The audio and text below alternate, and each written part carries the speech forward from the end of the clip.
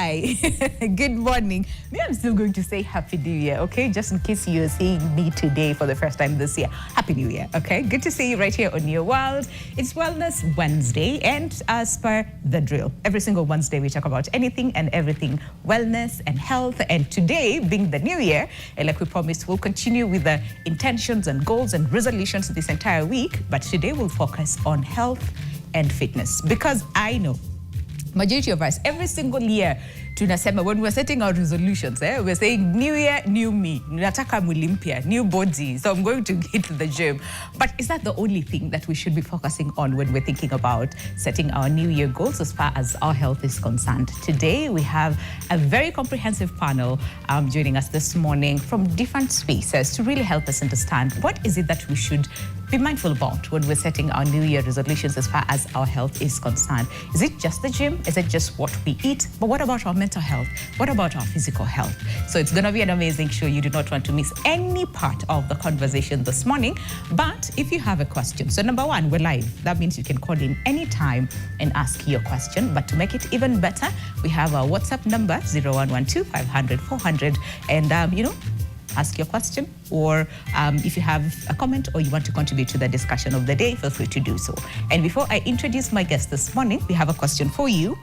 And as per usual, very, very simple question, but something that you need to really, really think about, okay? And the question goes, what small habit are you stopping or starting, okay, this new year as far as your health is concerned? So what small habit are you stopping or starting to improve your health in this new year? We'll be looking at your feedback as we continue with the conversation, but engage with us either on our WhatsApp number or across our digital platforms, and that is at NTV Kenya across all board, and tag me as well at Lubembe_Winnie. So as you think about that, what is that one small habit? It doesn't have to be anything big, okay? That small habit that you want to either stop or start as far as your health is concerned. I'm really, really looking forward to hear what you guys have to say. But allow me to introduce my guest this morning as we talk about Beyond the Scale, and we're redefining health in the new year.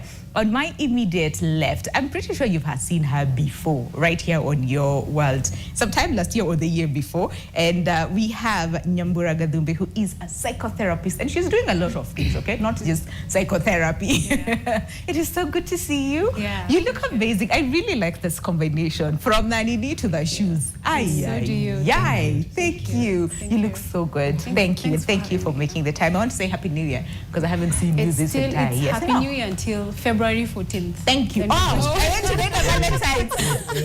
And then we get into Valentine's. Happy New Year until March. I forgot about Valentine's. Yeah. Ooh, that clearly tells you a lot of things. But it's so good to see Happy New Year. And we also have the only boy child in the panel today. George Kama, who is a nutritionist and as well as a wellness coach. Good to see you. Likewise. Happy New Year as well. You look amazing. Appreciate it. Muna glow, mutuambie munafanya did this new year. So no, to get to where you are today. And of course, next to George, we have someone who's like, you know what, hii mwaka watu wameza vizuri, wamekuja gym. But now the thing is, we need to help them stay consistent throughout. You see, February 14th, and then we forgot about the gym, okay? And we have Jemima Sari, who's a fitness coach as well as a nutritionist. Good to see you. Karibu sana. Thank you for having me. Happy New Year. Happy New Year. You look amazing as well. Thank you so much. And last but not least, like we said, we have to focus to na gym peke yake, okay? We also need to be mindful about our physical health. And we have Dr. Liz Rensky. Yes. Fantastic. She's a medical doctor. Karibu sana as well. Thank good to see you. You look amazing as well. The new year has started on a good note, and I really like the diversity of the panels that we have since we started the show on Monday. What are you guys looking forward to? I asked the same question to the panel yesterday, but what are you guys looking forward to the most as far as the new year is concerned? Have you set your goals? What is one of the top on your list as far as resolution is concerned? Do you understand, Doc? Yes. Cutting out sugar and staying healthy. Let me tell you and me both. We need prayers at this point.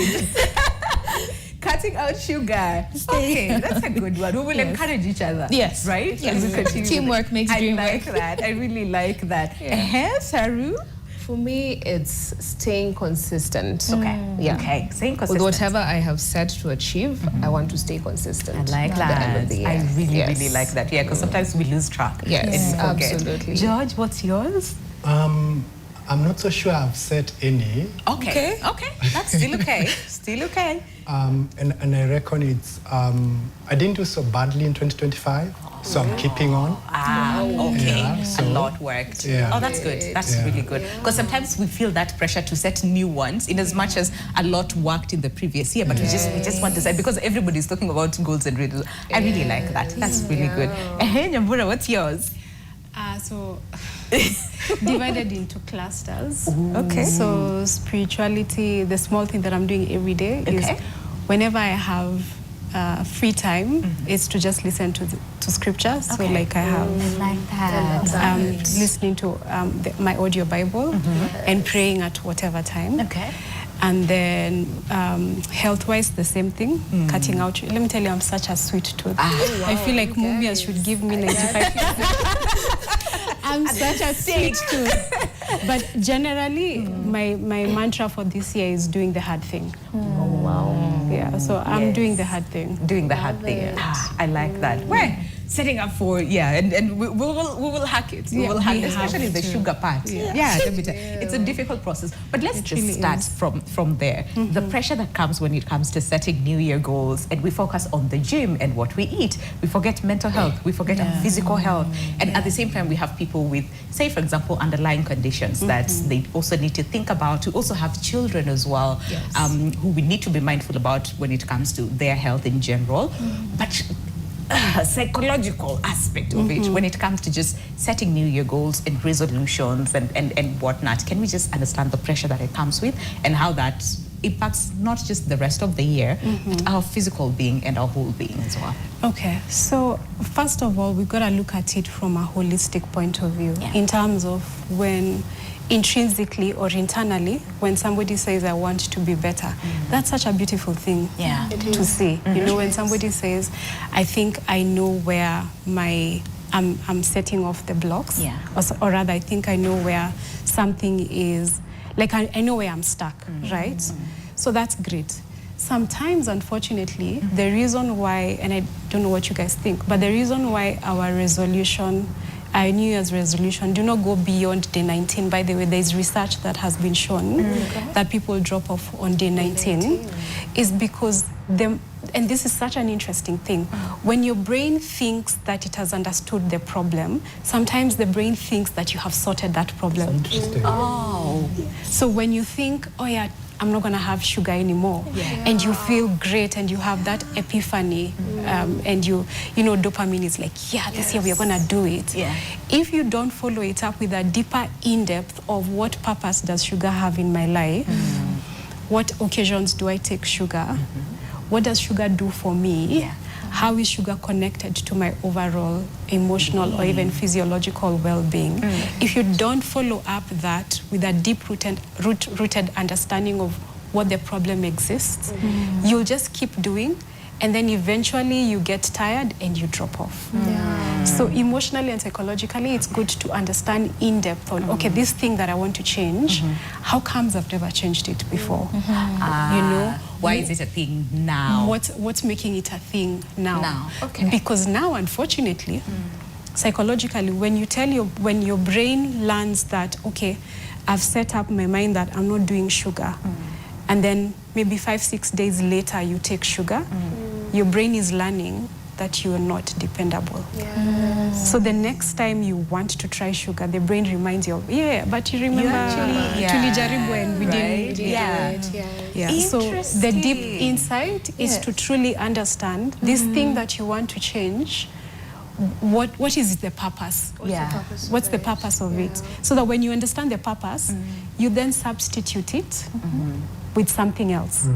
You don't leave that space like that. I love that. Can we then follow that up with the whole nutrition aspect of it? Absolutely. Right? Because majority of the times we see that. We start very well. Tunakula salad like nobody's business. From breakfast to lunch to dinner. And then at some point, tunarudi the whole pack of pizza. So is it more or less the same thing when it comes to now the body, that you're so used to eating whatever, and then now you're trying to say, we're not eating that, we're eating this, and you're not preparing the body for this change? Because most of us make that very drastic. True. And maybe just to align with what she's saying, so your body is very habitual. Okay. In fact, human beings are just habitual. Say the road you take to come to office is most likely the road you will take continually. Yeah. And even if you ever deviate, that deviation will always be the deviation you take if the main is not. Yes. So we're very creatures of habit, Yeah. really.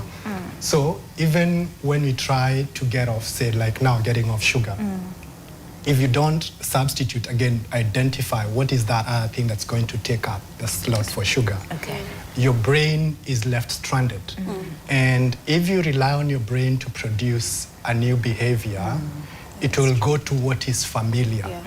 And safe. Yeah. So because it knows sugar is where, and we get our sugar from maybe pizza or pastries or whatever, it will try and get back to that some way, somehow. Okay. So what then you need to do is identify what substitutes are this.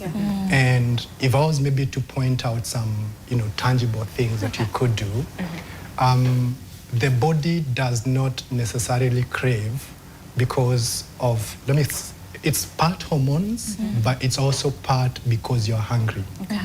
Your body will rarely crave if you're full. You mostly crave when you're hungry. And there is a problem. When you eat because you're hungry, it's setting yourself up for failure. Okay. You want to eat before you are hungry. Okay. You want to eat before, because it's time before you are hungry.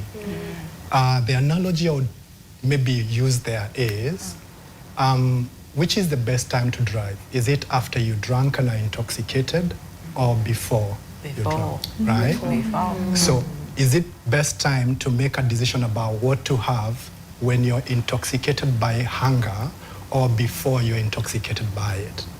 So you're more objective when you're not hungry, right? So you want to make decisions about how will my day look like, where will I be, and what meals will I be having at what time? Plan that earlier. Plan prior. Oh, wow. So when it comes to eating, that time for eating is not decision-making time. Yeah. It's implementation of a decision you made previously. Oh my gosh. Yeah. Oh, wow. Okay. Now I understand why we have all these problems. Because we're... Thanks, George, for that. But also, there's this aspect of conditional eating. Like, we grew up knowing you take breakfast, you take lunch, you take dinner, and then kuna snacks in between. So even sometimes when you're not hungry, you just want to eat because ni saa saba, and we need to eat. So where is that space, and how does that impact our body? We'll come back to that in a second. I also want to understand the gym part of it, following the psychological aspect of it. Because it's true. New Year is like New Year, new me. There's new things that we want to achieve and whatnot. And gym is one of those places, or not just gym, but really fitness in general. And we go hard. And especially during the first weeks, then we get tired, and then we forget, and then we're like, lakini si nimeona improvement kidogo, the rest I can take care of it at home. Can we talk about the ins and outs as far as fitness and New Year resolutions and what that really should look like from a practical sense? Okay. So for fitness and the New Year's, people usually are excited. There's that dopamine rush, you're excited, and you actually set the goal for yourself. And I think that's a very beautiful thing. You know, I think we've gotten to a point where some people have given up. You know, they're like, okay, I tried, I've been trying for the last 10 years and it's not working out. So this year I'm not gonna set that goal for myself. But I think it's a very beautiful thing to want something for yourself, because it's something that you genuinely want it. It's just that we lack a system. The system is that missing link. The problem that we have is we are relying on motivation.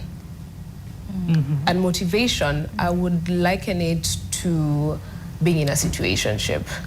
Wow. Someone who's, you know, for ladies or even gentlemen, you're in a situationship, you get excited. This person is telling you, I'm gonna do A, B, C, D for you, and you move along with them. Telling you all the things you want to hear. And then at some point, without notice, they drop you. They just ghost you. So the problem is not that people don't want to work out. They do. They want they want to look good. Yeah. Women want to look good. Yeah. But now we lack a system and a structure and somebody to hold us accountable. Okay. So that's the missing link. Okay. Yeah. I see that. And also when it comes to the system, what should factor in when it comes to that system? You know, which would look at considering the different body types and Yes. shapes and where we are at in terms of our health. Other people have underlying conditions and whatnot. We'll look at that in just a second. We're due on a break in like 2 seconds, and I do not want to rush you, Doc. Can we take a break, and then when we come back, look at the physical aspect of it and what that looks like? And just a reminder of the question that we're asking you this morning, and that is very simple. What small habit? Today we're looking at small. We don't even want to look at big. That small habit that you're looking to either stop or start to improve your health this year. Welcome back. Glad you're still with us. We're really getting useful insights today. And like I said yesterday, I'm really happy that I have not yet set my resolutions, because I am learning a lot and unlearning the old ways of just setting resolutions, because, well, maybe everybody is actually setting or thinking about this is what I want, but then doing it in the same way, okay? So I'm happy that I did not do. Listen, if you have set your goals, it's still okay, okay? You can still change, you can still adjust here and there based on the knowledge that you are getting. But just in case you're tuning in right now, today is Wellness Wednesday, and we're looking beyond the scale. We're looking at what exactly does just being healthy as a whole person look like, from your mental health to your physical health to what you're consuming to your fitness goals as well, and how do you factor all that when it comes to your setting your intentions and your goals for the new year. So if you're just tuning in right now and you have a question, then feel free to do so. Our WhatsApp number is active, and that is 0112 500 400. Ask any question that you have as far as the new year goals are concerned when it comes to your health. But if you want to answer the question that we're asking you this morning, and that is, what is that small habit, okay, that you looking to stop or to start to improve your health this year? What is that small habit? Are you stopping or starting to improve your health this year? That is the question that we're asking you. Also use our WhatsApp number to answer that question, or use our digital platforms at NTV Kenya across all board. We'll be looking at your feedback in just a second. But Doc, before we went on a break, we're sort of like in alignment with whatever has been said, you know, from you know, the three. But when it comes to physical health as well, most of us go to the hospital when it hurts, or when tumeambiwa sasa hii inakaa serious sana, because we have tried self-medication at home, it is not working. That is when we go to the hospital. Rarely do we actually write in our goals, I am going to take care of my physical health this year. So what exactly should that look like when we're looking at our goals and our intentions? How should we first of all factor our physical health, and what exactly does that comprise of, and how should we do it? Okay. I think before we start focusing on our physical health, starts in the mind. Okay. We have to mentally prepare ourselves to know that this is my temple, and if I don't take care of it, these are the complications that are accompanied by my choices. And so I know one of the things that people don't understand, especially about sugar, is that if you continue taking it, it is the source of many complications that you experience as a human being and that we see in patients. So from diabetes to inflammation, then diabetes causes hypertension, and then your BMI goes above the roof, and then you're obese. It's just a lot to take. So I think one of the things we need to do is we need to normalize going to the hospital at least once a year. Okay. That way we don't catch things when it's already too late. One of the common diseases, or most common diseases, like hypertension, people only realize they're hypertensive after they have pain on the left side or after they have severe headaches. But had they caught it before, it would have been so much better. Okay. Apart from going to the hospital once a year, it's about what you eat and also maintaining relationships. Studies have shown that those that maintain relationships live longer lives. It's just about having communication and being surrounded by those that you love. I was about to ask, which type of relationships? Those others are good too. Those others are good too. Right?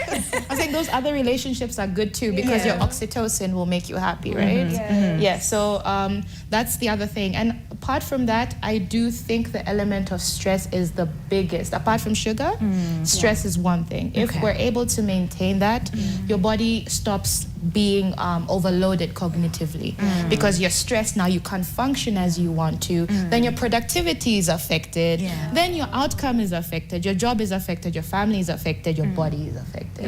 And so if we could manage that from now, we do prevent so many complications. And would also look at the different stages or phases where people are in. There's some people with no underlying conditions. We have others with underlying conditions. We have other people who are asymptomatic. So it's like a lot of things that we don't know, but we don't really factor that when it comes to our New Year resolutions. And a lot of people would say, what if niende alafu niambiwe niko nayo?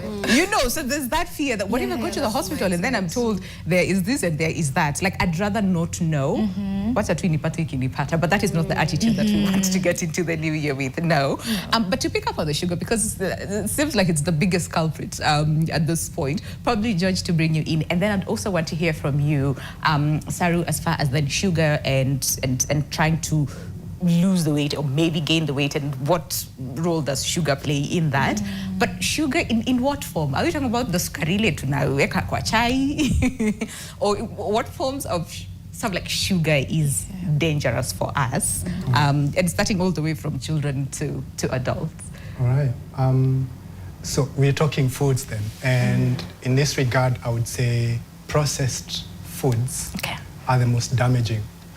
So if you're trying to get healthy, the number one thing would be try to stick to natural as much as possible. The less processed, the better. Okay. Why do I say that? Because processing removes particular elements from the food and makes the food become less bulky and more loaded with sugar. Okay. So what is this sugar? Anytime food is taken in, we've eaten our food and it's absorbed. Food will always, not unless it's at the time of absorption, it is in glucose form, it will always go to the liver for further digestion. This is the final digestion point. All right. From the liver, it is then released to the bloodstream as glucose. This is the sugar we talk about. Okay. So every food we have will ultimately end up as glucose. It will release that energy and it will be glucose.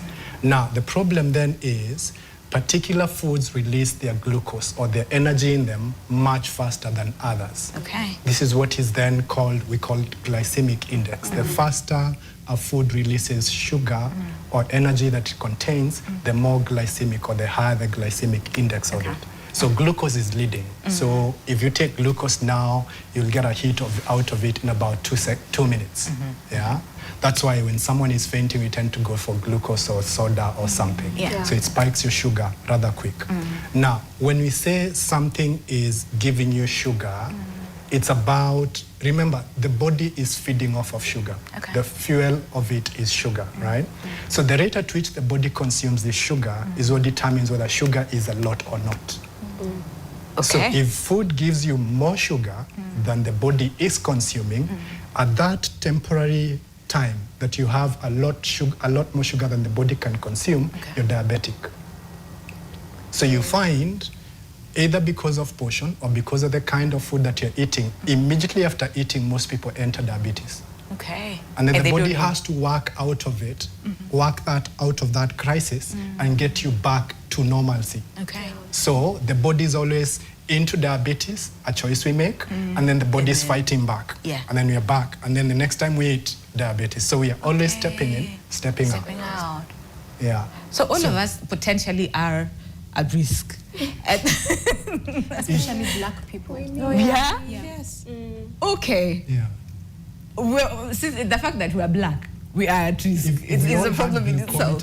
Yes. The thing for measuring sugar, and you measured sugar 30 minutes after a meal, maybe some 15 to 30 minutes after a meal, you'll be surprised what you are.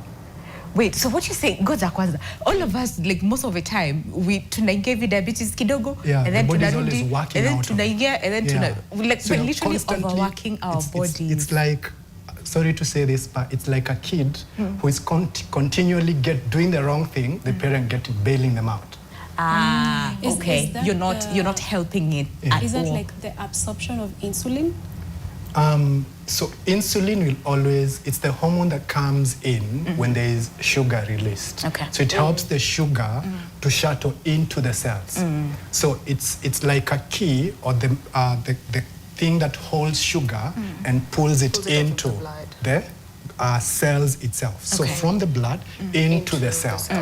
So they'll get to a point when this cell is not taking anymore. Why? Because the cell will not take more than it can. Yes. So what happens is there's still sugar left in the bloodstream. And this is not being taken up by the cells because they're fed. Yeah. So cells will not do more than they can. And that is the problematic. And that's where the problem is. So we call it maybe insulin resistance, but insulin has nowhere to take it. Yeah. I am binding, but I'm not taking it I'm not anywhere. taking it anywhere. So, so the remedy then is to take it back to the liver to undo the so that is then processed to fat, and this cannot stay in the liver or in the blood. It stays where they're not supposed to be. So sugar in itself is not bad. It's how much you have and what kind of food are you having. The more processed, the more likely you are. Because think of it this way, if I wanted a glass of water and I chug the entire glass in a second, it's likely to do me damage. But if I took that glass in, say, 30 minutes, I'll be okay. Same water, different rate of intake. So it's the same thing with the nature of food that you have. The more processed, it floods your system with sugar faster than your body can consume. I see that. And that's the issue. Yeah. We'll come back and look at the processed aspect of it and what that looks like. Because there's so many processed foods that we're taking that we don't think that this is processed food. But also, Saru, then to bring you in terms of like fitness and understanding different sort of like body makeup and how we absorb sugar and how fast we do that and how that then informs either the rate at which we lose, the excess or we gain the excess. I know it's a lot, but health and why we should be mindful about that when we're thinking about hitting the gym or starting our fitness journey. Okay, all right. So to echo what George has mentioned, we have the processed sugar and we have the natural sugar. So the natural sugar is what you find from fruits. Fruits have sugar, but it's the natural sugar. Milk has sugar. Did you know that? Hey. Yes. Milk has natural sugar. It's what we call lactose. And then we have our grains and our legumes. They also have the sugar. Then we have the processed kind. So now we're looking at your beverages, the ones that we love, the sodas, the packed juices, and all of that. Okay. Yes. So understanding this and then looking at the fitness, aspect of it. Because then when we hear you, it's like most of us will be like, so avoid this, don't take milk, because all of them have sugar. But really, that's not what we're saying, right? We're not avoiding the sugar. Sugar is not the bad. I mean, we love our treats. The problem comes in when you overdo. You want to have it every single day, for example, and in large portions, not like a small thing. That is where the problem comes in. But for everyone across board, whether you're gaining weight, you're losing weight, it's important to know, to be mindful of the type of sugar that you're taking in. Because just because you're trying to gain weight, and you come to me and say, Saru, I want to gain weight, can I eat anything?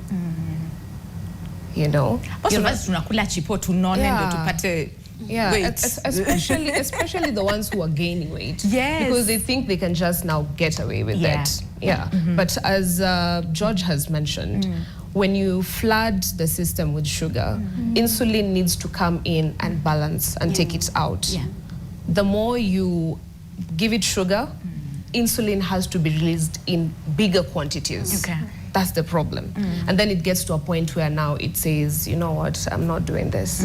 That's what we call insulin resistance. And that's what now leads to pre-diabetes, and then eventually you're now diabetic. Okay. So then what should be that factor in when it comes to then understanding where we are at? Because like we said, we're all at different spaces, right? So then how do we factor that in when it comes to choosing, say, for example, the right workout, for me, for those, and especially for those ones who are looking to either gain weight or to lose weight or just to maintain and generally be fit with the sugar Oh, with in the mind. sugar in mind. But you see, now we're not, when we look at fitness and nutrition, we're not just looking at the sugar. Okay. We're thinking about nourishing our bodies. Yes. We have carbohydrates, we have protein, we have healthy fats. So we need to bring all that together. Okay. We need to be combining all of that together. It's not like I'm just going to have, you know, my Kenyan people, potatoes and rice. Yes. That rice is the main thing, and then potatoes is the stew. Yeah. No, we don't want to do that. Yeah. We want to have, say, if it's rice, you have either your plant-based protein, so our dengu, our beans, peas, or you're coupling that with your animal-based products, Okay. your yogurt, meats, fish.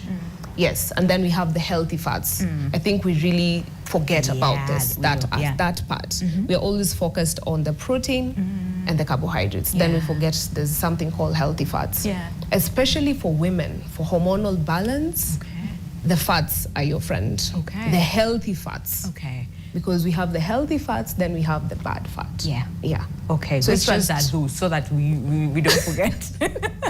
So when you're talking about the bad fat, is now the processed kind, the deep fried, commercially mostly. Okay. Not the homemade ones. Okay. Yeah, Okay. because this oil has been reused over and over. This oxidation that has happened, and then now this oil is not safe for you. Yeah. And you see, maybe in town, for example, in CBD, there are so many of this, the likes of Altona and whatnot. Yeah, and this is what Kenyans are eating. Yeah. And this is not healthy for them, especially when you're consuming it every single day. Yeah. Because the damage doesn't happen in a day. Okay. It's It something happens you're over time. continuously doing it, it compounds. And then one day you go to the hospital, now you have high cholesterol. Now you have high blood pressure. Yeah. Now your hormones are all over the place as a woman, and you're wondering what's the problem. Yeah. It's mostly the food that you're eating. That you're eating. Yes. Yeah. So we need to be mindful. We really, really need to be mindful about it. And even when we're talking about what we're eating, and I think we also need to talk about how and how we're pairing those meals and at what intervals we're taking them. Because like I said earlier on, most of us are conditioned to eat as long as ni breakfast, ni lunch, ni dinner. And sometimes we're not even hungry, but we just want to eat because ni time ya kukula. Absolutely. But also with the brain as well. And the sugar again, which you mentioned earlier on, but at the same time, when people are setting their goals, there's also that pressure to set goals just because everybody is setting, and you feel bad if you don't set those goals. So can we understand the state of our mental health and how that is important, even when you're thinking about the goals? And because there's some people who are battling depression, right, and other mental health conditions. So understanding that and now sitting down to set your goals and at what state should we be in, and what should we do to first of all just help ourselves understand our mental state and then use that to set our goals. I find it easier, or maybe I find it more accessible if we understood the role that food plays in the human being. Okay. Okay. It's no wonder, I mean, I'm a born-again believer, so I'm going to use this example. In the Garden of Eden, there are two trees that the Lord has put. Okay. Yes. He's put the tree of life and the tree of good and evil, and those have their own fruits. Yeah. And scripture says that in the Garden of Eden, like the trees were lush and literally there was just beautiful food. So it's good to understand that food has been there in terms of, I would say, the fellowship between God and man, and even man internally within himself. Even in our prayer, we say, give us this day our daily bread. As we, you know? So you can look at, you need to understand that food is such an integral part of a human being, okay? So that awareness then forces you, or hopefully directs you to say, okay, food is part of fellowship, spiritual fellowship, communal fellowship, and internal fellowship. What kind of fellowship do I want to have? I want to have one that's healthy. Yes. How does that look like? I'll have my fruits, I'll have my vegetables. Once in a while, I'll have my treats. Yeah. Yes. That understanding, that awareness reduces the pressure of avoidance. I don't wanna, I'm gonna avoid this, I'm gonna avoid that, and what that does to the brain is like it fashions the brain to look at everything as a threat.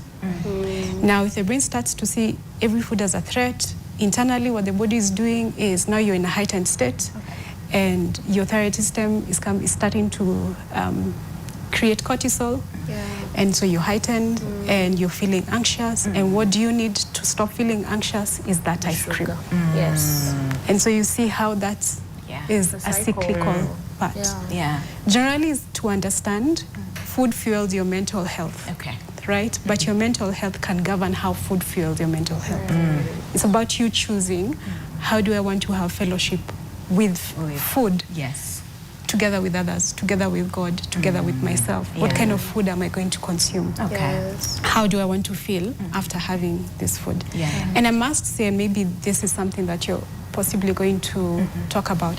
I have found that there's a lot of scientific studies and also spiritual benefits and physical benefits as well for fasting. Actually, when you stay away from food for a given amount of period, there's a state that your cells get to, I think it's 36 hours, where you get into autophagy.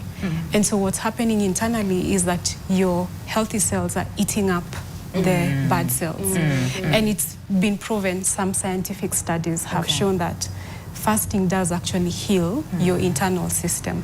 Why do we need our gastrointestinal system, our GI? It's very long. I think it's around either 28 feet or 48 feet, I can't remember.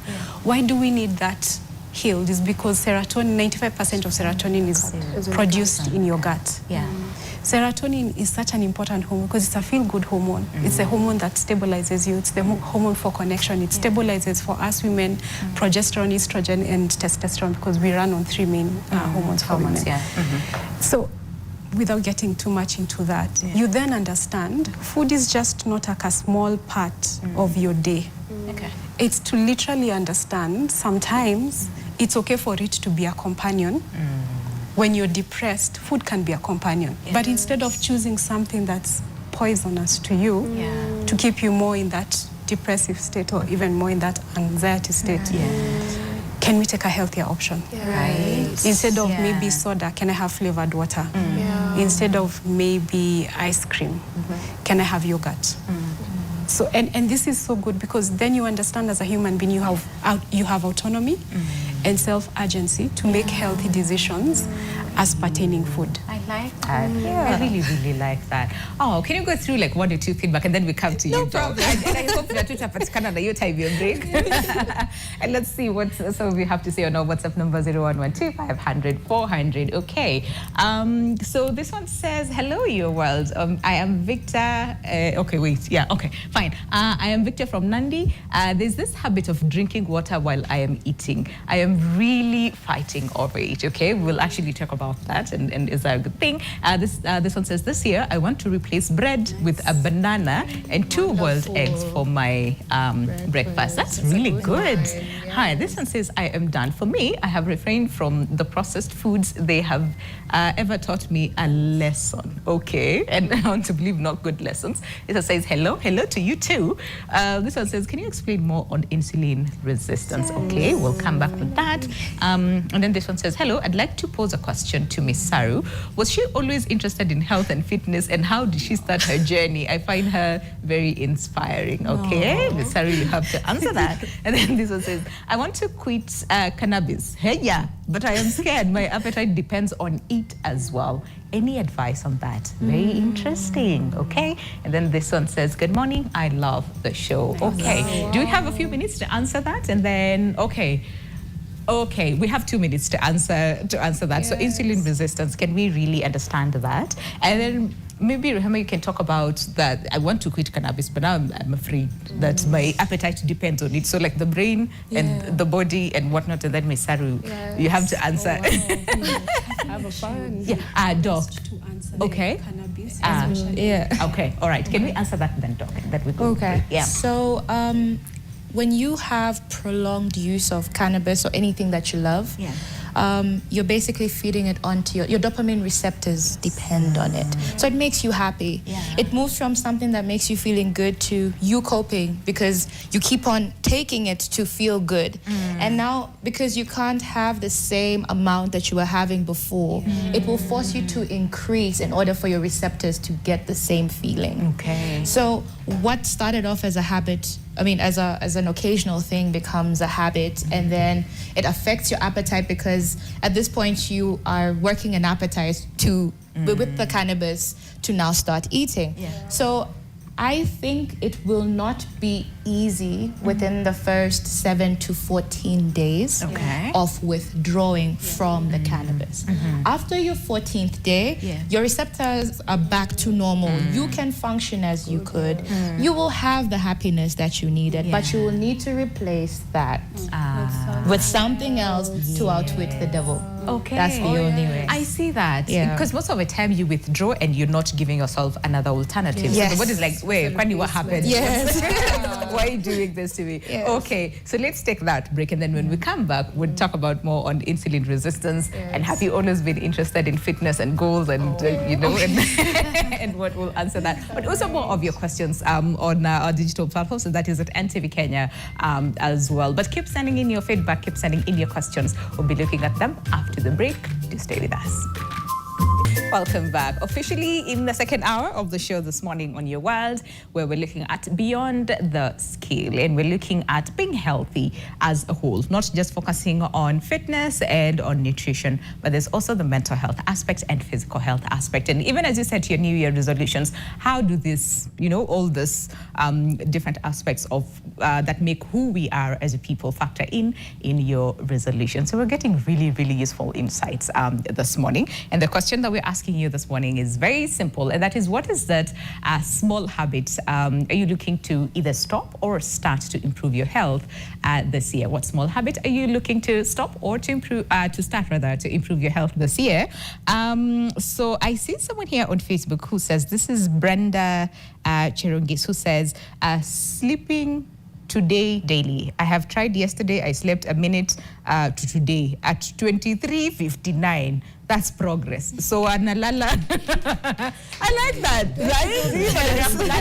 right? We stop that. I really like that.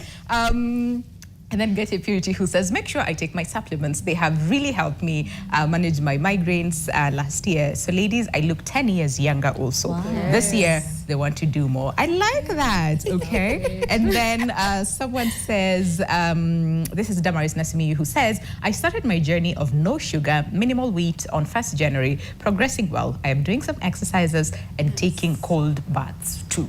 Wow, Well, where? really good. Okay. Hi.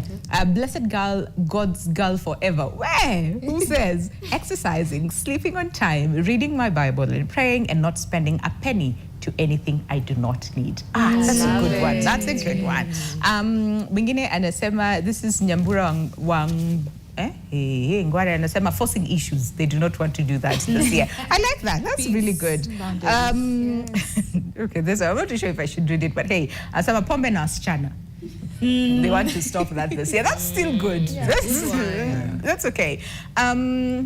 And then another one says, Muigai says, quit smoking. And then Mingine anasema, this is Savine Dalo, who says, my health has been great, so I am maintaining my habits, especially yakifo reduce juni gani, but well, okay.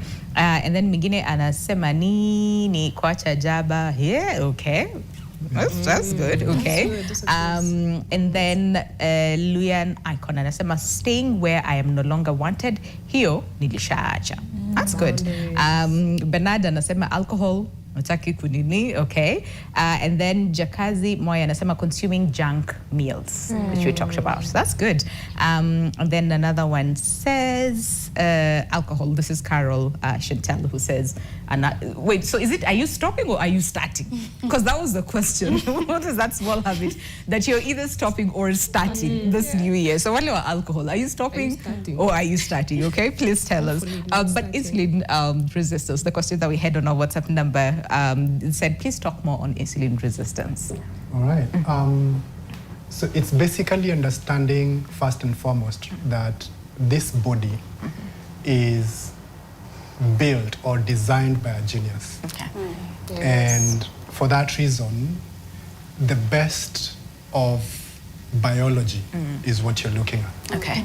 And the body is very keen on balance. Okay. Let's call it homeostasis. So keeping everything at the right levels, at the right time, at everything perfected, basically. Okay.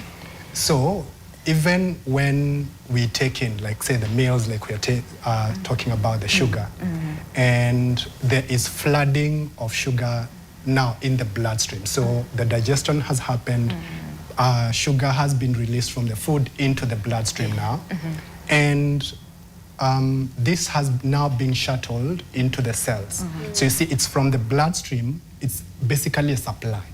So the cells will now begin to draw from the blood around, right? Okay. If they've taken enough and they are full, just like you would, when you're full, you don't take any more food. So in fact, let me put that maybe in a way we can get it. Ever say gone to an event and you are so hungry and therefore served because it was buffet and you could, and you ate, and then after that you're thinking, should I have? The very food you're so eager to have is now nauseating to look at. So at that point, because of fullness, you can't even, the thought of food is atrocious. Yeah. So the cells are similar. They will not go beyond what they can have. Okay. So at that point, anything, even around me, don't even push it around me. So insulin is still being secreted to shuttle sugar into the cells, but the cells are not taking any more. Yeah. Now, insulin has bound to as much sugar, but there is nowhere to take it. The pancreas, being that it releases, and the release of, insulin is, being regulated by, is there available insulin in the bloodstream? It's still checking on that. Yeah. So if there is sufficient insulin in the bloodstream, there is no reason to release more. Okay. Okay. So we say now that we are insulin resistant in the sense that there is sugar, but because there is still presence of insulin in the system, the pancreas is not releasing. Okay. So there is no more secretion of insulin because there is still a lot around. Okay. So it's just quiet. Right? It's not because it can't, it's because homeostasis says don't. The balance is saying we can't. So until this is then maybe now taken to the liver and the process of, building fat happens and the sugar levels drop, the free insulin will now bind to the free sugars again. Yeah. But now when that process is repeated over and over, guess what that situation is? Diabetes. So that's the concept. In a nutshell, I see. So how do you then get off that? It's mostly portion control. Okay. So I say, do small meals. It's better that you do it more frequently. Okay. So the concept of doing, say, OMAD, it works for some people. It doesn't. I'm not saying it doesn't work. I'm just saying at times and for most people it's not sustainable. Why? Because there is a compensation that I haven't eaten all day or I ate the last meal was so far. So now, because I'm also knowing I'm not going to eat again for another, I need to pump up. Yes, this is the time. Yeah. So we kind of treat the body as though it's a fuel tank for a car. And it is not. It really isn't. See, the stomach is not a storage tank. It's a processing facility. Yes. It will not hold and produce or release on demand. It will process for as long as there's something in it and then pass along to the small intestines, another processing facility. Process, pass along. The liver, same thing. Process, pass along. The blood, pass along. The cells, take up what I need. So everything, the only storage tank in the body is fat cells. And that's where you're trying to draw from, not put in. Oh, wow. Please say that again. Right? Yeah. You're trying to draw. You're trying to withdraw from those tanks, not put into those. So you want every time, if you're trying to lose weight, you want every time you eat, the amount of fuel obtained from the food is always less than the body requires. Okay. So you're always at a deficit. So that's what portion control is all about. So that the deficit requires the body to go to the fat cells and recall. Okay. I like that. Oh, wow. Right? Add on to that. Yes, please. Okay. Yes. Oh, you did? Okay. I think that's what you're saying. What you're saying is correct, 100%. Medically, though, OMAD does the opposite for you. So what happens is as you eat and you have insulin resistance, there are signs you should look out for you to know, okay, I'm predisposing myself to diabetes, which is dark lines in your adipose, which is abdominal fat. If you have a waist circumference of 35 inches or more, already it shows that now you're storing the fats. Now your body is not able to exit all those contents or process the food like you had explained. And so once that storage of fat happens, as long as you see anyone with that pouch, exactly, it just means that right now I'm not processing the sugars like I should be. I am clocking towards diabetes any moment from now. And as much as he said we should have small portions, which is great, it's true, I think the simple thing is drinking water. Okay. Consider sugar is not only just the sweet things, also the bread, the sweet potatoes, the potatoes, right? When you have ice cream constantly, what's the next thing you're searching for? Water, because you're in a state of dehydration. Yes. And so if you could just take the simple things, like the person who was talking about eating and drinking at the same time, I would even suggest drinking before you eat. Okay. Instead of doing it within, and How just much continue. time should I allow myself? Okay, to be honest, I stay drinking, but 30 minutes at least. 30 minutes. Yes, Okay. yes, Okay. yes. Okay. And it also depends Okay. with what your goal is. Because if you are looking to gain weight, then that goes against your goal. Okay. Because you're looking to, you want to eat more so that you gain the weight. So if this individual, the one who left that comment, if this is somebody who is looking to gain weight, I would advise against it. Okay. Yes, Okay. don't have your foods with the fluids because you're gonna get full faster. And we don't want that. That's not However, if you are losing weight, then it's a very great tool. Yes. So it depends. Yeah. But then to just add on to what she said, just because I was even talking to another nutritionist in the Top Daktari podcast, and he said just because the scale doesn't move doesn't mean that you're not accumulating visceral fat. Yes. Which is predisposing you to all the problems that you have. And so you may look good, but if you're eating trash, your body will be treated or treating you in a certain way, which means you're not able to function as you could, and you have overload, and that's also another complication. Interesting. Because we rely on what we see on the scale. And that is why today we're saying we're going beyond the scale. Right. Let's go I was about to say anything do away with the scale, but no, it's important to track where you are at. But really just go beyond it. And even when you're thinking about your goals, just don't think the scale in what you're going to see, but just overall well-being. And with that said, now understanding where the problem is and the things that we do on a daily that predispose us to looking at the scale and screaming our lungs out because we do not like what we see. So then how should we set our New Year goals? And starting with our mental health, right? Because like I said, the brain is like the engine of literally everything. So what is it that we should factor in? What is it that we should put, in our resolutions when we're looking at our mental health, which again will inform the rest of our body and what that should look like. Right. Perhaps it's starting to understand from a very base level of what mental health is. And everything is in equilibrium. Okay. It's a balance. Somebody said, and I agree with them, healing is not the absence of pain. Healing is knowing that you can handle the pain without the pain overwhelming you. So it's understanding that mental health is putting everything in equilibrium, in balance. So then you take stock. What is it that keeps me out of balance? Is it my thoughts? Is it my emotion regulation?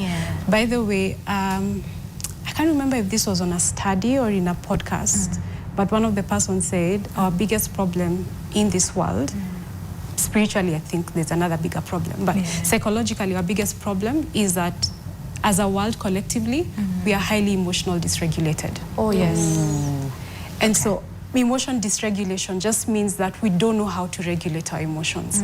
We either avoid them or we minimize them or we overreact to them. And so those are some of the things to check. How do I handle my emotions? And by the way, I don't know if Doc will agree with this or not. There's a lot of research that has come out to show how repressed emotions actually affect the health of the cell. True. And there are actually some cancers that have been proven to show that they are linked to childhood trauma.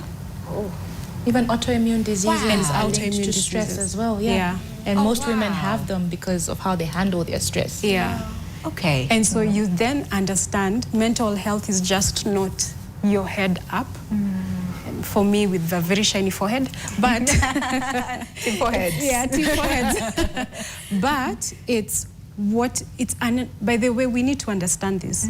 What goes on here, 100% affects here, because you see, the brain is 95% cholesterol. Yeah. That's why kichwaya soup it's delicious. Your brain processes emotions. It doesn't feel emotions. It's your body that feels the emotions. Okay. So one of the things that people can do is to check what is making me out of balance. Is it my thoughts? Is it emotional? Is it my spiritual life? Is it financial? Is it physical? And then small steps. Okay. What do I need to do? I always say, before you get a solution, get information. Okay. So that you understand this solution that I'm going to put here, I'm putting this solution here because science says this, or scripture says this, or financial analysts say this, and all that stuff. Okay. That way you're not hitting or missing.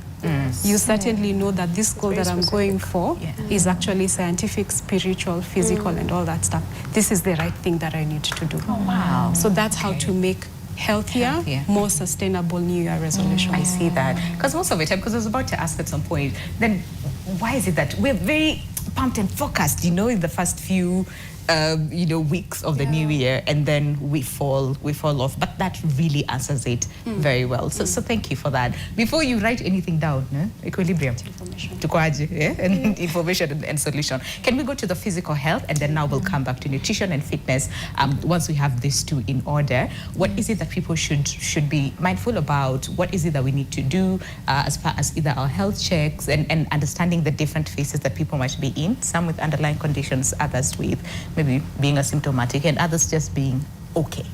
Okay. To add on to what you said, knowledge is everything.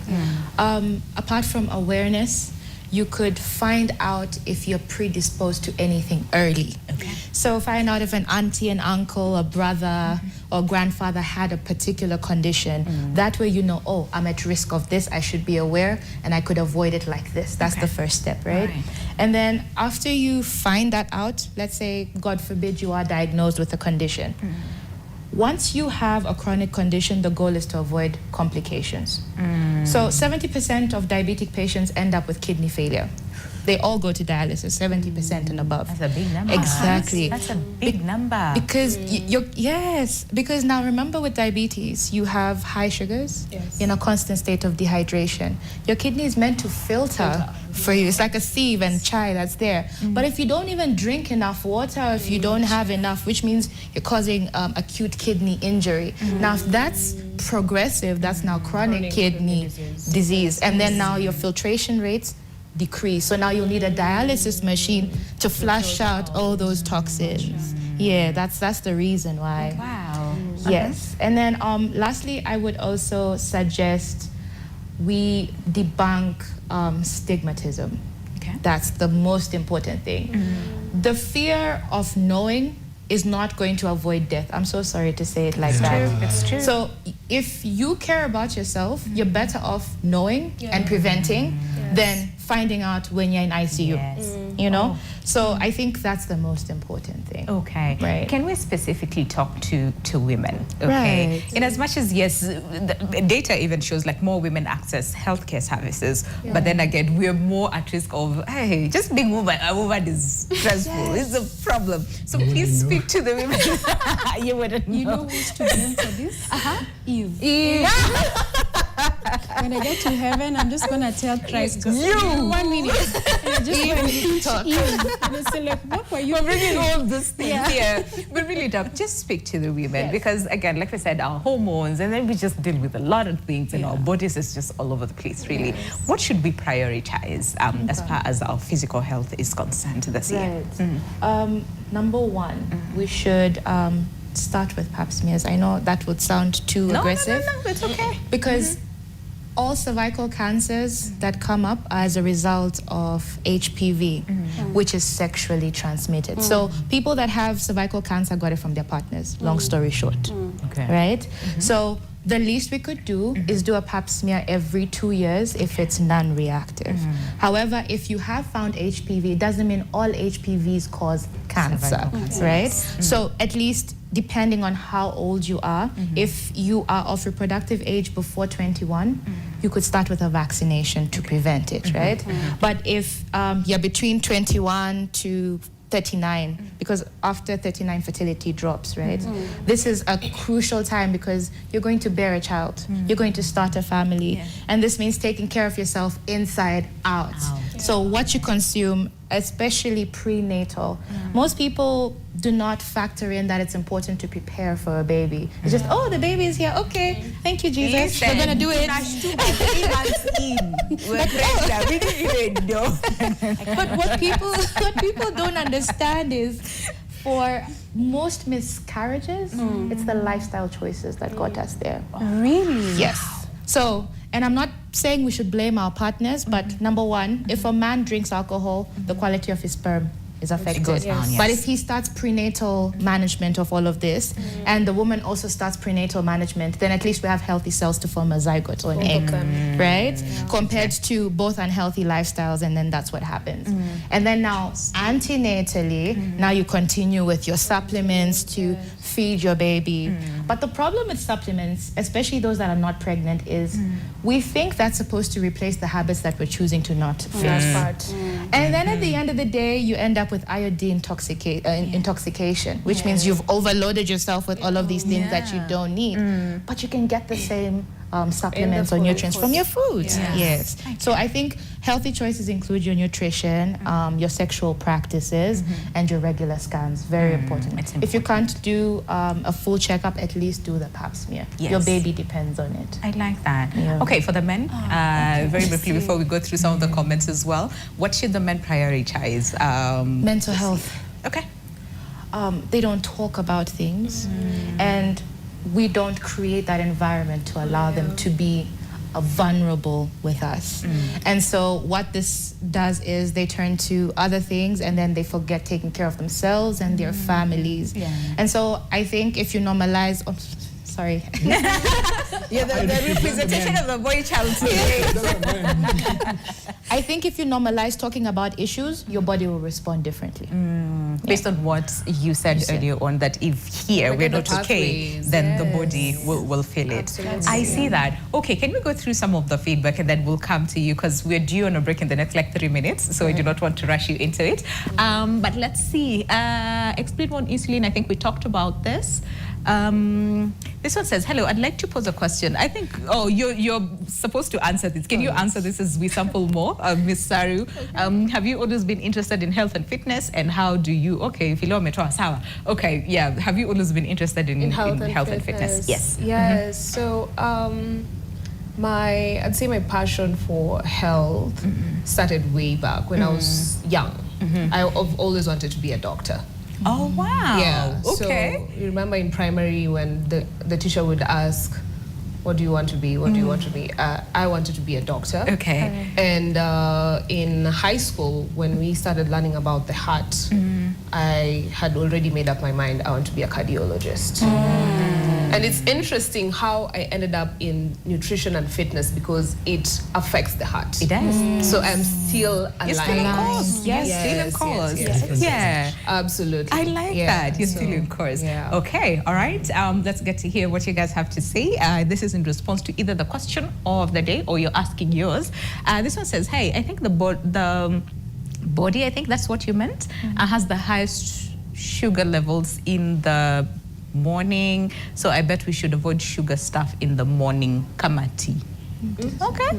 No, Yeah, it's not correct. No? It's not correct. Yeah. Oh, really? Yes. Okay. High. Cortisol is high. Yeah. Yes. Yeah, Your but body has insulin is hours to low. break down the sugar. Yeah. 12 hours of sleep, 8 hours of sleep. Yeah. Should be the actually way, the other way. Okay. What wachana tamkasirikia. This one says, Happy New Year. This year I want to align my body, my mind, and my spirit to a peaceful, grateful baseline. Once this is achieved, I believe I can make any good change. I really like that. Then this one says, hello, your world. Can you recommend something healthy for breastfeeding moms? I have tried intermittent fasting, but I'm really struggling. This is in regards to losing weight. And I really want you guys to, well, probably we can answer that when we come back from the break, because there's also a question on postpartum and fitness. So probably Ms. Saru, you can tackle that. And then this one says, hello, your world. I am Angie. I have been thinking on how to lose weight, but then I cannot do away with junk food and other foods that add weight.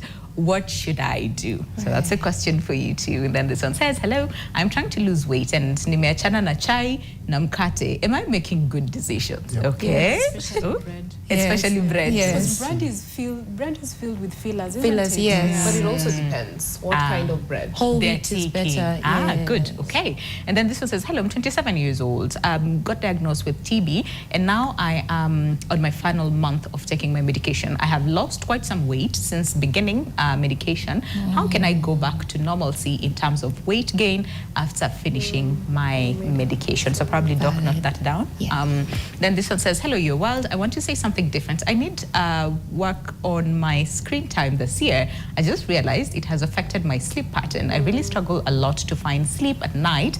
And it's funny that even if I sleep at 1, my body is always awake at 6, the exact time every day, and it happens automatically. Any help that will make me bring my sleep pattern to normal, and any healthy habits I can adopt, because someone whispered I should try some pills to make me sleep. So this is for you, Nyambura, as well, to answer when we come back from the break. And then this one says, good morning, guys. Following you from Kiambu, kindly ask the panel to talk about wine. Are they healthy? Hey, a lot of people say, even the Bible says. So we look at that. And then this one says, I choose to maintain my health positively by feeding my mind with curiosity, my body with discipline, and my soul with balance. As one of the greatest scientific minds once proved, real intelligence begins with self-care, consistency, and respect for how the body and the mind work together. Health is not luck, it is a daily decision. Why? Really like that. And then this one says, hi, doctor. Hiya. Okay. My name is Julius from Bungoma. Is skin complications signs of diabetes? Yeah, there are a few. There are a few, yeah? Okay. Oh, this one says, what is the effect of very high fluctuations of sugar levels from 4.5 to 24 suddenly while taking the drugs normally? 24. Is this in the Remember- morning or after a meal? Okay. And what kind of medication? What kind of And what kind of medication? medication? steroids? Yeah. 24 is a high Very number. important. 24 is a high number, yeah? So if you're watching us, please feed us more details, right? Yeah. Okay. Give us a little bit of more details so that they can answer it well. But let's take a break. And then when we come back, there's so much to answer. I hope we'll remember the questions that were posed. Yeah, yours is sleep. Yeah, we'll go through them, once again, okay? But keep sending your questions, keep sending in your feedback as well, as far as the question of the day, and that is, what is that one small habit, okay, that you're looking to either stop or start to improve your health this year? What small habit are you stopping or starting to improve your health this year? We'll also be looking at your feedback on Facebook and our digital platforms at NTV Kenya, so do stay with us. There's still so much more to come. Welcome back. Very few minutes we have to the end of the show this morning on Your World, as far as going beyond the scale, okay, it's concerned. And we're looking at setting New Year resolutions as far as our health and our fitness is concerned, and what we really should be mindful about. Instead of just writing, I'm going to quit sugar, I'm going to just skuli mkate anymore and whatnot, and then I'm going to hit the gym 7 days a week and whatnot. Let's go beyond that, okay, and looking at health as a whole, from our mental health to our physical health, as well as, being mindful of what we consume. So the question that we're asking you today is very simple, okay? What is that one small habit that you're either stopping or starting in the new year? Like we said, wale walikuwa wamesema alcohol. Are you stopping or are you starting, right? But yeah, what small habit are you stopping or starting to improve your health this year? Our WhatsApp number is 0112 500 400. Again, if you have a question, feel free to pass it our way, and then, of course, our panel will answer that, or use our digital platforms at NTV Kenya across all boards, and we'll answer your questions. So, we have very limited time. There's a lot of questions, but we also need to look at nutrition and fitness and how that factors in our New Year's resolutions. But this one says, hello, I'm 27 years old. I got diagnosed with TB, and I'm now on my final month of taking my medication. I have lost quite some weight since beginning medication. How can I go back to normalcy in terms of weight gain after finishing my medication? There are two questions for you. Do you want to Sure. Okay, good. So it's important to know that you need to give yourself time. Okay. You're on this medication for about 6 weeks. You do have a bit of immune compromise right now. And so what you do is you could start by eating things that are going to improve your immunity. So have whole foods and don't force yourself to eat more than you need. It's the small portions that he was talking about that are applicable in this situation. Okay. The second thing is to also give yourself grace. You won't see those results as quick as you'd want to see them, just like the gym. So what you do need is, number one, to work with a nutritionist. Absolutely. They are so important. Like, we overlook their importance in the health sector. They will guide you through it. And the weight that you're supposed to gain is not like 4 to 5 kgs in a month. It's the simple changes. Even if it's 2.5 kgs a month, that is progress. And that's enough. And also what she mentioned about the mental health aspect is, when you're trying to see the change, it's not about seeing everything that comes once. It's about the tiny things like, oh, today I had an apple. I've not eaten an apple in a while. I'm proud of myself. Let me give myself a pat on the back. So I think that's the most important thing. Little progress. And for the second question, with diabetes, it's important to know that you have a risk of vascular permeability, which means your blood vessels have an increased risk of breaking. Because at this point, it means that your sugars are high, your inflammatory markers are high, and so that means the amount of oxygen or blood traveling will not be enough.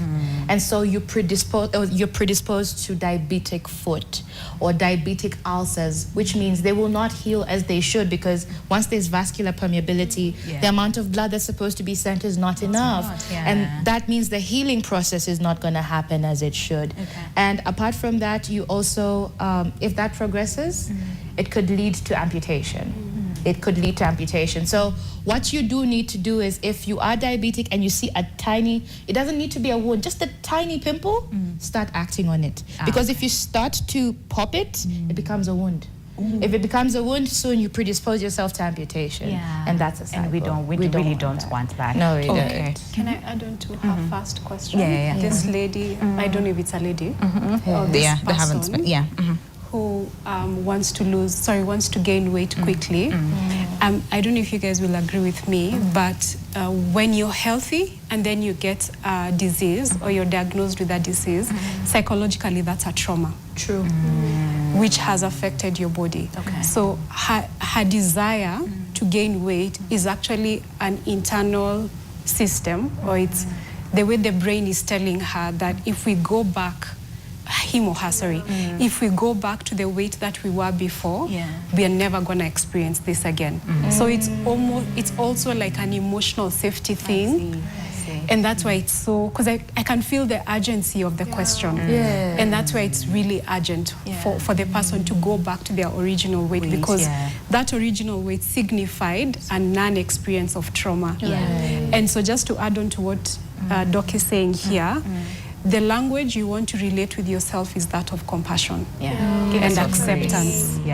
And to, as she said, and to say, okay, at this point I'm here, but if I continue doing 1, 2, 3, if I continue doing 1, 2, 3, I will go back to my original weight. So I just wanted to add on to that. Thanks. I think that's really, really good to also put in. So nutrition and then fitness, what is it that we should factor in when we're setting our goals, and then we'll have more time to answer questions, because there are also questions directed to you too. Yeah. I would give tactical things to do Okay. so that we keep the nutrition healthy. Okay. So let's go again. Try and keep away from the processed stuff. So that means things that you pick from a shelf and just throw in the mouth, they're already prepped. Instead, try and get cooking in place. Now, I understand when I say that most people are short on time, cooking, who's got to think what I'm going to have, all that. So, but again, it's where we want to be. Yeah. This is where we are at. Yes. So let's build there slowly. Enjoy the journey. Part of how to get there is begin to maybe scroll. When we all have some screen time at some point, right? So maybe on one of these social media platforms, begin to search for healthy recipes of a particular item you want to incorporate this month. Okay. So just one item Okay. you want to add as healthy, and how the various ways to prepare it. Okay. As you begin to search such stuff, the algorithm will begin to feed you that, right? So you'll come upon recipes and you're thinking, as much as I don't have time, I'm I so would like to excited try. to want to try and make this. Yeah. So you're getting back to the kitchen, not just because it's obligation, Yeah. it's now excitement. I have art, I have creativity I want to put in. And soon enough, if you prepare something nice and you're not alone, and others join in and they eat and they ask you, Mom, or, can you prepare that? You remember that thing? Can we have it again? Yeah. Now, momentum is beginning to catch on, right? I like that. Yeah. Then another thing that you perhaps want to try and do is, especially when it comes to fruits and veggies, right?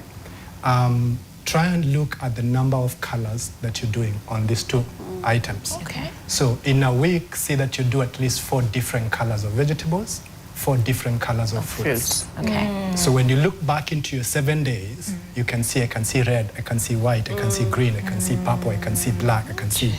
So see at least 4 different colors. That will give you variety. Yes. That means that these micronutrients you're looking for in supplements, you'll have gotten them because colors tell you you're getting variety of micronutrients. Okay. Then for veggies, see that you do the entire plant. So what that means is, there are veggies that grow as fruits, there are veggies that grow like leaves, Yes. there are those that we eat the stalk and stem, and those that we do the roots. The root, yeah. In a week, do the entire plant.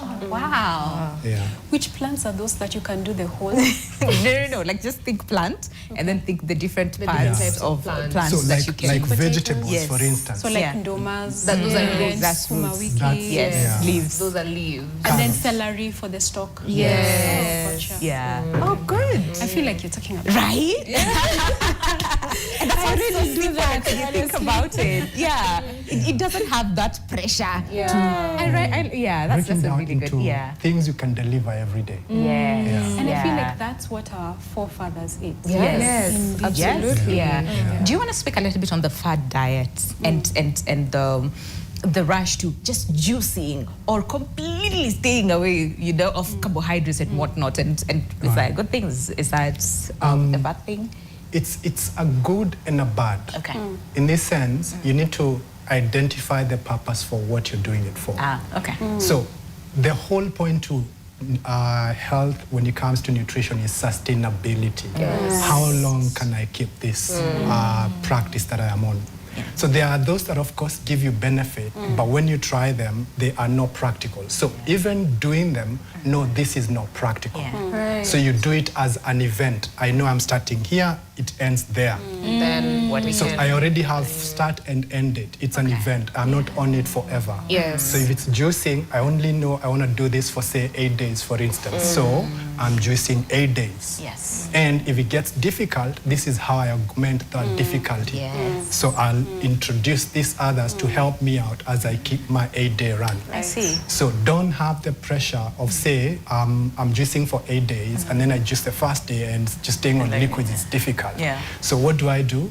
I've juiced for half the day, then the other half, I'm gonna be on normal solid meals. Then tomorrow I'll revisit this matter again. Yes. So my way of doing it is not a complete day, it's half a day for 8 days. Okay. Love that. So define what is your way, what is my way. Yeah. What's my threshold? Yeah. Then after that, I get back to my usual practice. And be compassionate with yourself during the process. Yes. Because sometimes we just want to stay on course. Uko hapo karibu una faint, but uko to stay on course. So Be if I gracious to maybe yourself. echo her words in terms of compassion, maybe just put it differently.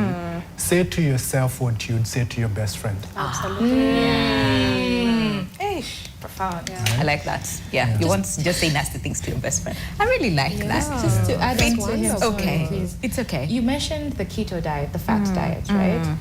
Ketosis is not a bad thing. As a matter of fact, it depends on the type of fats you're taking. Are you taking monosaturated or polysaturated, like the oils she had mentioned? Yeah. Monosaturated fats like avocados, pure butter, not margarine, nuts. Those would help sustain you. They give you energy. Plus, again, if you are in ketosis, meaning 8 hours without food and above, at this point your body starts burning the fats because your secondary source of energy is fats, while your primary is your carbohydrates. I see. Thanks for that. I've been on the Fitness. keto diet, and Yeah. actually I'm planning to go on it, and it's like the best thing that I ever Mental did. clarity, right? The mental clarity. I used to dream. I felt like I was seeing my dreams in like 3D. Vision. Wow. Like it was so clear. I woke up so fresh. Maybe we I- should I- have like I another love session it. to just talk about keto diet I and the love ins it. and outs and what we need to. Okay, absolutely. but Ms. Saru, fitness. Okay, what should we put in our New Year resolutions? Again, like we said, considering the fact that we are at different stages, different phases. Some are, postpartum and want to go back to how they were. Okay, so what should we factor in our New Year resolutions? Okay, that's a very good question. So the first thing when you're setting a fitness resolution is to think about how your mindset is. Okay, starts from Because the I mind. think people go in with the mindset of it's punishment. Most people actually. Okay. Even my clients, they'll come to the gym, I'll give them a workout. It's not that even that hard, but you'll hear they'll repeat a phrase. They'll say something like, what do they call me? Sergeant, boot camp. Umekuja kutuua. Like already you've seen it as something to destroy you. Yeah, something negative. So that's where you need to start from. How do you view fitness? Okay. Second thing is, what are the different, you need to learn about the different aspects of fitness. Because when people start working out, the first thing they think about is cardio. Let me go run 7 days a week. Your joints are not even able to handle that pressure yet. Okay. Yeah. So we need to learn about the different aspects of fitness first. We have cardio, which deals with strengthening the heart muscle. Then we have strength training, which works on your joints and muscles. And then we have mobility, which has to do with your flexibility and your ability to move with ease. Okay. So when you're starting a fitness regime, the first thing you need to be thinking about is the foundation. I would recommend the mobility part, which is stretching through movement. So there are two different kinds of stretching. There's the static stretch. When I do this, I'm stretching, but the joint is not moving in place. I'm just holding it in place. But when I do this, I am still stretching, but there's movement, there's blood flow to the joints. So as a beginner, that's something you need to start with. Okay. That, and then a low steady state cardio, not a high intensity. Because that's how you give up quickly, when you start too hard, too soon. Yes. You want to go for a 1 hour run, and you've never run in your life. It's never happened. Yeah. You crash. Yeah, and you want to do longer periods of time. I think there's a mindset of the workout needs to be long for it to be effective. And go hard. Yes, and go hard. There's this, I mean, as fitness coaches, we are also to blame for that in some sense, because there's this phrase that some coaches use: go big or go home. So you go into the gym, you're thinking, oh my God, if I don't sweat buckets, I've not done anything. I've not done anything. Yeah, but if you know that you can do that, even if you're gonna do the 10 minutes walk, you've done something, you've started. Yeah. And it doesn't put stress on your body also. Because we also don't wanna put too much stress. Because the minute you're putting too much stress on your body, that's when you quit. You're like, you know what? I think there's a particular group of people that are supposed to be in the gym. Yeah. Mtu hata ameuliza, I think probably we didn't say it, Yeah. that ukwenda gym, does it mean ya watu wa pesa peke yake? Something like No, that. Yeah. it's not. And I think maybe we should start replacing the gym word with physical activity. Yeah. Okay. Okay. Because once you put gym, then somebody immediately thinks, I need to physically be in a gym. Yeah. But when you say physical activity, then it could be outdoors. Maybe you prefer working out in the park. Maybe you prefer indoors in your small room. That's how I started. Yeah. I started 10 years ago. So this year will mark 10 years since I started working out. Good job. Look at that. And I remember how I started. It was 10 minutes. I don't remember doing a workout more than 30 minutes. And I remember at that time, I was in Kenyatta University. Yeah. So I would go to the gym with my friend. And I really didn't like this whole idea of being in the gym for 2 hours. For me, it didn't make sense at all. So I would tell the friend that I was with at the time, 1 hour, please, 1 hour, and we're out of this place, kindly. Yeah. Because I think that's how people get intimidated. And you feel, oh my God, I've not done 2 hours, I've not done an hour. You can even do a 20 minutes workout. And it's very effective. something. Yes. Because in December, I have a community. It's called Saruland, named after me.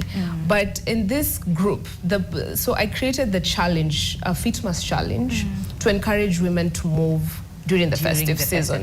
Yes. Yeah. And I found some women who were willing to join. And by the end of the challenge, so the challenge, how I set it up is the main form of movement was mobility, which is the stretching that I've talked about, and very cardio. For however you can, at your level. You can maybe in a week, on days where you can go for long walks, some days you can do very short walks, and that is okay.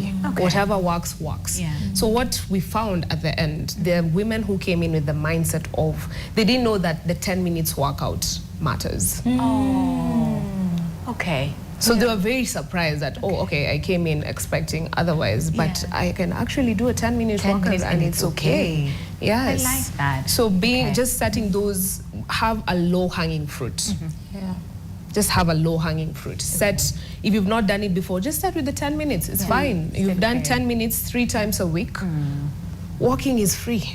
We've done it for Right? decades. However long we can Ancestors, remember. yeah. Okay. And also for women, postpartum, want to go back to, how they were, or just be fit. Yes, okay? What yes, would you yes, say to yes. them? Very briefly. So for postpartum, I would say the easiest way is just start with walking. Okay. Just walk. No pressure. Yeah. Walk, and then the next thing would be now thinking about the reconstruction of your core. So then you would need to find a fitness coach who can guide you on safe exercises that you can do to build the core. Because the core is very, very important. It's what connects the upper body to the lower body. Yeah. Okay. And the core is not just, the core is this part, the abdominal muscles, and your lower back. They all make up your core. Your pelvic muscles, they make up your core. Yeah. Okay. So cardio, and then the core, and stretching, so that you're not stiff also, because you're bending too much, you're holding the baby, the muscles will get stiff. So think about the stretching. Yeah. I see that. I really like that. So there were several questions, and I can see our time is time. We'll have like less than 5 minutes before we have to say goodbye. But I remember there was a question on sleep. Yeah. So probably you'll answer that and then put that with your parting shot. And then there was also another one where they talked about I recommend something healthy for breastfeeding moms. I have tried intermittent fasting, but I'm really struggling with that. And this is in regards to losing weight. So probably, talk about that. There was another question that I keep forgetting. Was it the 4.5 to 24? Yeah, probably we can also answer that together with our parting shot. Or maybe, Philip, do we want to go through the feedback one more time just to see if there's a question or two so that we answer them all together? Okay. Oh yeah, so this is like, what is the effect of high fluctuations of sugar levels from 4.5 to 24 suddenly while taking the drugs normally? Yeah, so I think probably we can answer this one. And then this one says, hello and good morning. Help me understand how can someone reduce belly fat without necessarily using supplements or working out? And then how can I be consistent in healthy life? This is Cynthia, says love from Cynthia. I want to focus on my mental health this year. Okay. All right. So we literally have 3.5 minutes. So a minute for each, or 45 seconds if you can. Do you understand? And also just together with your parting shot. Okay, so let's address the easier one, how to focus on mental health, then sleep hygiene, then parting shot. Yes. So focusing on mental health, just set up aside goals, Cynthia, on what you want to do, understanding that mental health is actually a balance. Okay. I always say this to whoever can listen. Please come for therapy. Please go for therapy. It's important. Most people think that therapy is coming to talk to people about your problems. Not really. You're literally having a guide walk with you through your life and to help you understand what are these things that have psychologically blocked me and to help you know how to get over them, over that. So maybe one of the things that Cynthia or whoever wants to look at is how can I go for therapy, even if it's once a month. Yeah, just do that check-in, have a professional therapist. Now we have the Kenya Counselor Psychologist Board, which governs therapists. Just make sure your therapist is registered and licensed because you need to work with a professional therapist. 2, on sleep. Sleep hygiene. You want to do certain routines that lead to a higher quality of sleep. So sleep is governed by the circadian rhythm. How you sleep dictates your quality of day. Your quality of day dictates how you sleep. One of the things that I personally have seen that really get people to sleep very quickly is physical activity. Especially strength training, especially for women. Weight training. All right. And so this person who is struggling with sleep, if you can take up weight training, and as you said, weight training doesn't mean like you have to go to the gym. Work with the 2 5-liter jerry cans of water. Even 2, you see that mafuta that you normally buy at home, 1 liter or 2 liter, just imagine you fill it with water and walk with it for a duration of time. You know, that can really help dispose of cortisol, which helps when dusk comes, melatonin is being produced. But you want to be in bed by 10 p.m. because that's the peak when melatonin is highest, and melatonin is a sleep hormone. So work backwards and say, okay, my screen time will end at 8, so that you give your brain and your eyes time to shut down, so that you're not highly overly stimulated. Last parting shot is go for therapy. And also just grow your own spiritual health by reading your Bible and seeking after Christ. You all have 30 seconds. Oh no, I'm sorry. Because I have to be out by 55 exactly. Yeah, it's just 30 seconds each for your parting shots. But hey, we can have more sessions really with the conversation. But yes, for now, let me just take your parting shots and then maybe the questions you can answer privately. George, 30 seconds? Maybe what I'll say is, again, looking at the body holistically, because it's beyond the scale. So in as much as I'm in nutrition, the entire body is, I'll break it down into, I'll use different words from what you said, but it's made of 5 parts. So you're first a spiritual being, you're secondly a mental being, you're an emotional being, you're a physical being, and then your possessions. So have a balance of all these 5. Together. I like that. Thanks, George. 25 seconds. I'm looking at the time and I'm like, ooh. Okay, all right. So my parting shot would be, do not compete with anyone, compete with yourself. That person staring back at you in the mirror, that is your competition. That's the fastest way to progress. I like that. Yes. 10 seconds. 10 seconds. Before Philip. This is for medics because they're the most unhealthy people. It's true. I'll tell you the truth because we don't eat. We don't eat. Just put yourself first because who's going to help you if you can't help others? Number 1. Number 2, we have the Top Daktari Awards appreciating all the medics that have made an impact in your lives. Please support them in every way so that they can continue giving back. To support you. And lastly, for employers, quick. Remember that your bigger return of investment is the wellness of your employees. Fantastic. Okay, thank you so much, guys. I mean, sorry for rushing in this first minute, but we have to say goodbye. Asanteni sana, all the very best in your goals as well. And thank you for staying with us until the end of the show. I hope that you have learned better and you know better. See you tomorrow. My name is Winnie Lubembe. Thank you so much for engaging with us as well on our WhatsApp number and our digital platforms. I'll see you tomorrow, same time, same place, right here on Your World. We'll be talking about setting goals as far as your money and your career is concerned. You don't miss it. See you tomorrow.